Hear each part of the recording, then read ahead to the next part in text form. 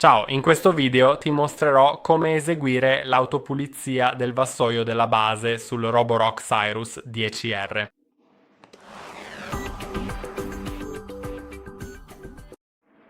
Per farlo clicca su Dock qui, poi vai su Impostazioni Dock e clicca su Altro.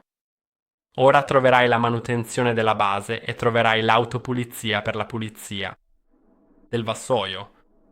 Puoi avviarla. Nel mio caso non funzionerà perché non ho acqua nel serbatoio dell'acqua pulita, ma sostanzialmente inizierebbe a pulire automaticamente la base per rimuovere lo sporco dal vassoio. Ma puoi anche pulirlo manualmente, togliendo quel vassoio dalla base. Spero che questo video ti sia stato utile. Non dimenticare di mettere mi piace e iscriverti e ci vediamo al prossimo video.